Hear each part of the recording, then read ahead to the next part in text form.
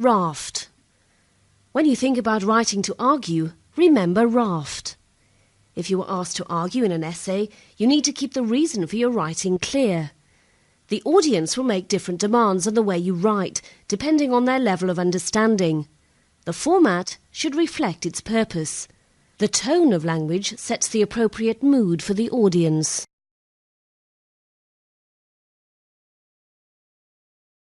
Emotive language. Effective writing appeals to the emotions by including details that make the reader feel sad, happy, surprised, confused, or any other strong feeling. By using emotive language, you are trying to elicit an emotional response. This is sometimes done by introducing clearly defined ideas in an interesting way. This compels the reader to feel the need to respond.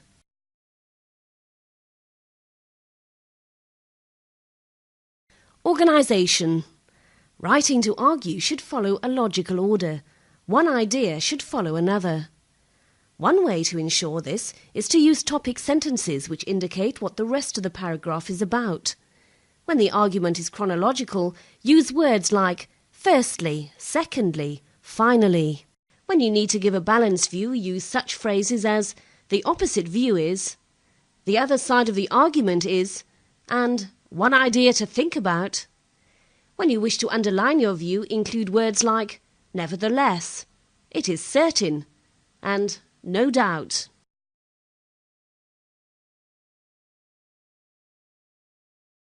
Tone. In order to be convincing in your argument, you need to be seen as sincere and well-informed. Writers use repetition, alliteration, and their own personal experiences to make their ideas clearer to an audience. Sometimes writers talk directly to the audience, using personal pronouns and imperatives or commands.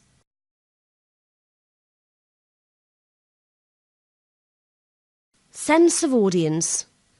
The A in raft stands for audience. If you are asked to write, you should think carefully about the age group and interest of your reader. Consider the length of sentence, the type of vocabulary, and the complexity of argument. Often, the amount and size of visual material you include reflects how much you expect your audience to understand.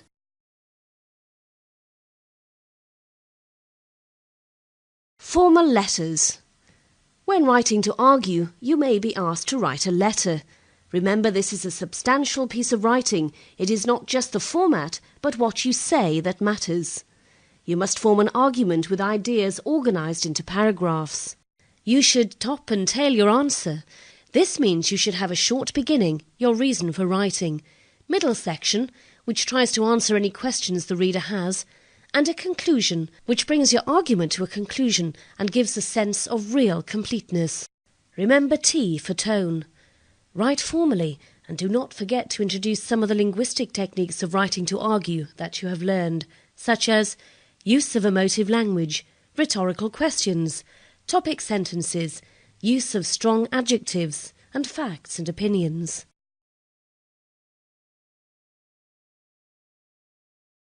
Article, pamphlet. When writing an article or pamphlet, it is important to remember the F for format in raft. However, this should not be at the expense of the quality of your writing. To gain the most reward, it is important to recognise that there are two sides to every argument. Ensure your ideas are argued logically and clearly.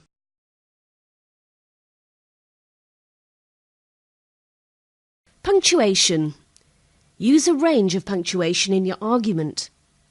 A full stop is used to mark the end of a statement or polite request. A question mark is placed at the end of a sentence which is a direct question. An exclamation mark is used at the end of a sentence or short phrase which contains strong emotions or feelings. The colon is used to introduce a list or a quotation. It is also used to introduce an explanation or a definition of something. The semicolon is used to join two clauses. It can also be used to join two simple sentences to form a longer sentence. It can punctuate detailed lists which consist of a series of phrases. The semicolon is also used before a connecting word and a comma, such as however, otherwise, therefore, furthermore, and additionally.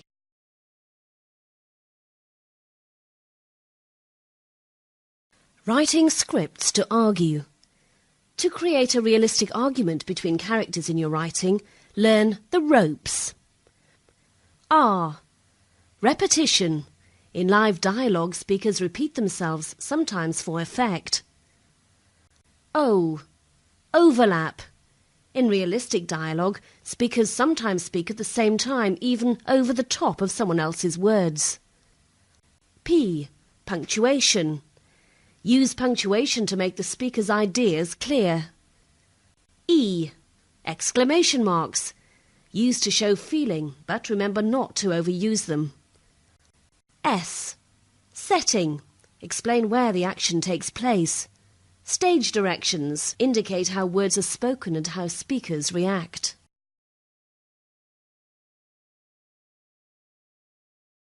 Planning your argument. You must always leave time to plan and check your work. It does not really matter what your plan looks like on the page, as long as it works for you. Remember, plans do not usually gain marks, so do not make them over-elaborate. Use abbreviations and short notes. Do not use full sentences.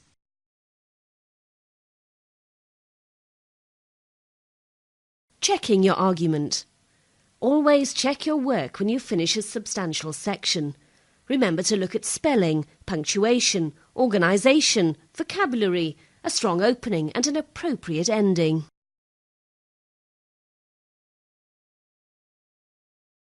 Writing to persuade. Any investigation of the definition of persuade in the dictionary shows how important it is to convince your reader of knowledge and sincerity. It is as if you were saying, "Trust me," and "I know what I am saying." Other words for persuade include influence, convince, induce, and recommend.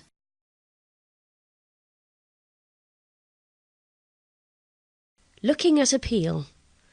If you are going to persuade someone to do something for you, such as buy your product, believe in your cause, donate money to charity, you could use the following appeals.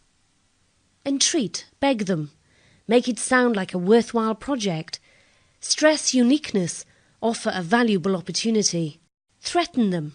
Would they kick themselves if they missed the opportunity? Ask rhetorical questions.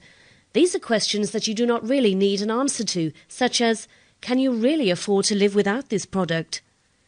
Emotional blackmail. Appeal to their better nature or apply a sense of guilt or pride.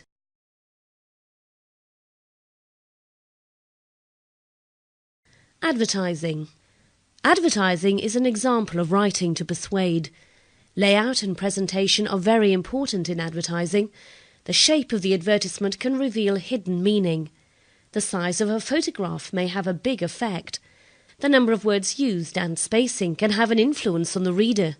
Small print can often be used to hide away information advertisers do not want their reader to see.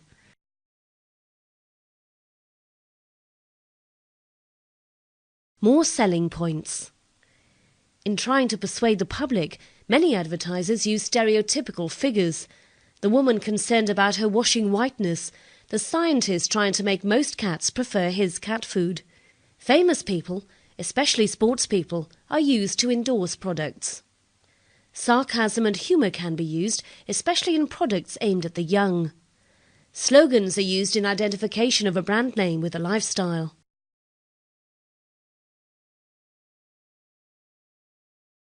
Use of language. Positives, comparatives, superlatives. Slogans are a clever means of persuading the audience to remember a product. Positive language may suggest a product is valuable, whereas comparative language is used if two products are discussed. Superlatives are used increasingly in slogans to sell the exclusive nature of a product. Positive equals good.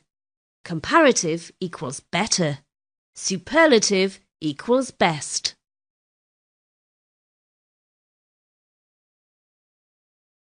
Use of language to describe.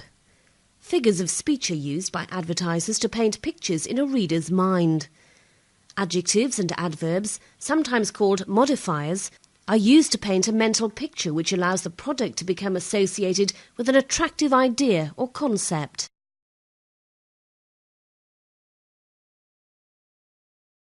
Use of different viewpoints. Often, writers use a variety of viewpoints to make their ideas clear. First person is used to give a personal endorsement. I or we love this product. Second person is used to make a direct appeal to the reader. Only you can help. Third person tends to be used to make the writing sound more objective and factual. Africa needs further help at this time of crisis.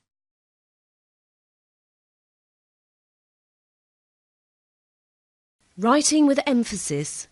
In order to stress important information or viewpoint, writers may use a series of persuasive techniques to emphasize their words. Rhetorical questions force the audience to consider answers and interesting points. Listing ideas builds up an argument in the reader's mind. Repetition is often used to stress a brand name or key concept. Alliteration can be used for emphasis, linking the repetition of the sounds at the beginning of words to the energy and pace of the thing being described.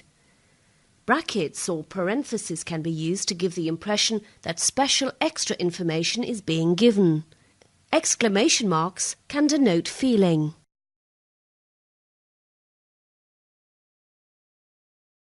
Writing an article or pamphlet.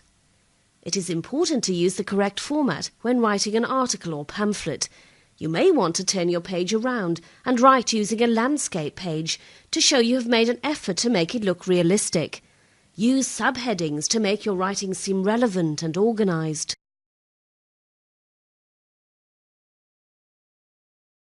Checking your work. Make sure there is a balance of opinions. Remember to proofread your writing. Layout and presentational devices are important, but not to the exclusion of the quality of content. Use a full range of linguistic features and try to instruct, entertain and inform throughout your writing.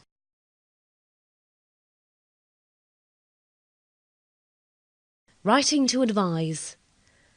Writing to advise may be adopted by official bodies, authority figures or experts.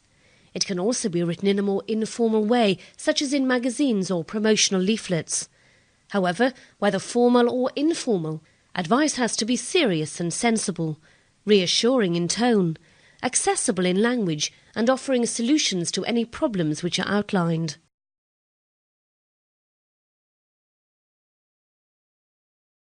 Form and content. Writing to advise can mix standard and non-standard English. The most important feature is to give sensible advice in clear stages.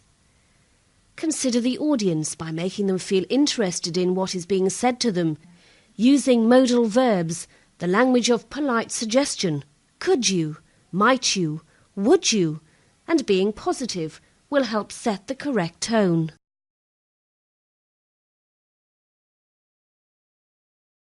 The language of advice. Discourse markers are used to punctuate ideas and prepare the reader for important information. In writing to advise, it is important to show a lack of bias and prejudice and a desire to help. Some useful phrases are: ostensibly, the answer appears to be, it won't matter, be certain that, another chance to do this is, don't be anxious about, if it's possible, think about, be careful when, on the contrary, if you think.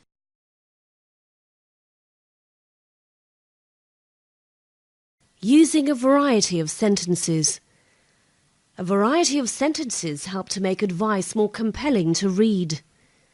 A simple sentence usually tells the reader one central idea. A compound or multiple sentence links two simple sentences together with a connection or conjunction such as and, but, then, so, and or. A complex sentence communicates more than one idea by using main and subordinate clauses.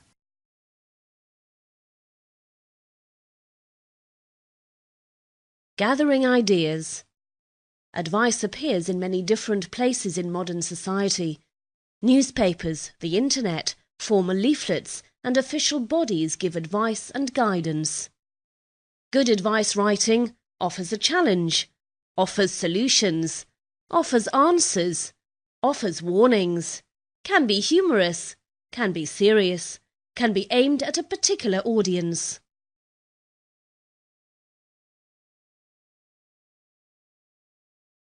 Problem pages. Non-standard English can be used in order to show sympathy and understanding and to put the audience at ease. The reader can be addressed directly in a familiar way. The letter can be sarcastic and even be lecturing in tone if trying to promote a clear response from the reader. However, advice must recognise the sensitive nature of the subject.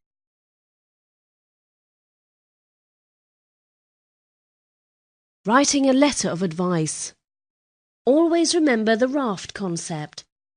Other features to remember are: be clear and to the point. Avoid unnecessary repetition. Do not be too informal. Use a wide range of vocabulary. Avoid lists, etc., abbreviations, clichés.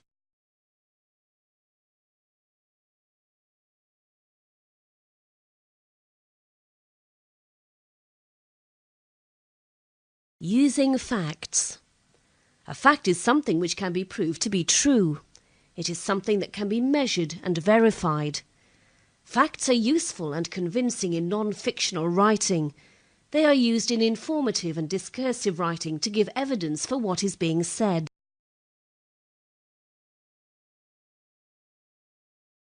False facts.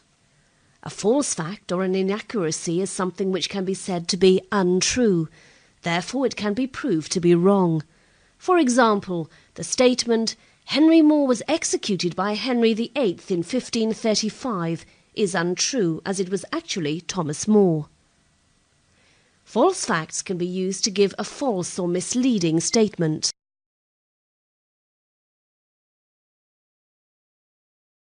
Using opinions. An opinion is a viewpoint or stated idea that is framed by personal bias or prejudice. An opinion cannot be proved true or false.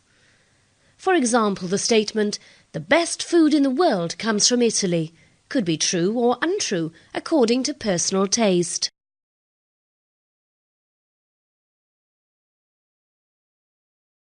Small print in non-fiction writing. Usually, small print words, which are normally written at the bottom of a page, have a particular role in non-fiction writing. In advertisements, by law, any hidden charges or warnings have to be clearly stated. This information is often buried at the foot of a page. Hidden delivery charges, warnings about investment risks, health scares and legal notifications appear in the copy.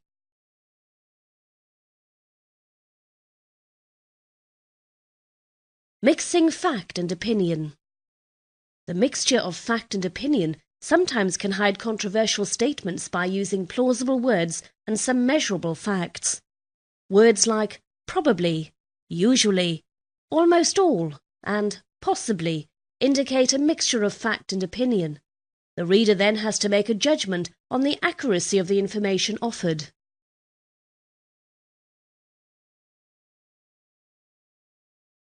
The language of stating an opinion. When writing to advise, you may be asked to write an official-sounding report. It is important to make this as relevant and realistic as possible. It is a good idea to use dispassionate and precise language and include measurable and relevant statistics and facts. Try to organize your writing under subheadings and in columns. Divide your text into sections so that the facts are ordered in a logical and sequential way.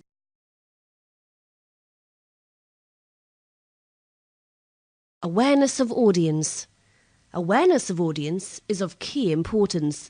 It means that if you are writing an article for a tabloid paper or a broadsheet, you are taking into account the readability of the article, the range of vocabulary to be used, and even the headline that would suit the type of story being addressed.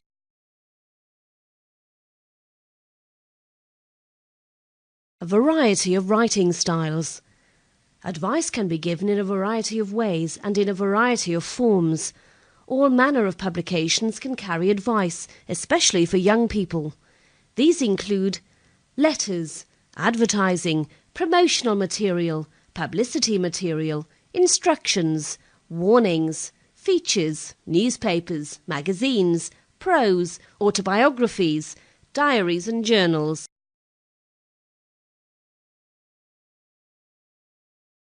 Writing styles. If you are asked to write an article in a broadsheet or tabloid format, think about their main features before you start to write. Broadsheets. Informative headline, longer paragraphs, extensive vocabulary, complex sentences, serious subjects, and no shortcuts in explaining details. Tabloids. Sensational headlines, informal style, emotive language, very visual, use of repetition, larger print, large presentational devices, quick establishment of main facts, based on celebrity and popular culture, can be little to do with serious news.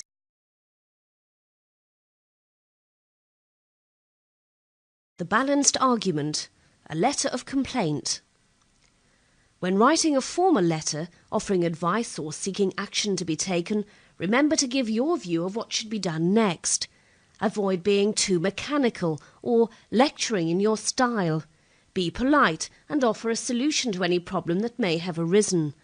Try to construct a solid argument and avoid jumping to conclusions.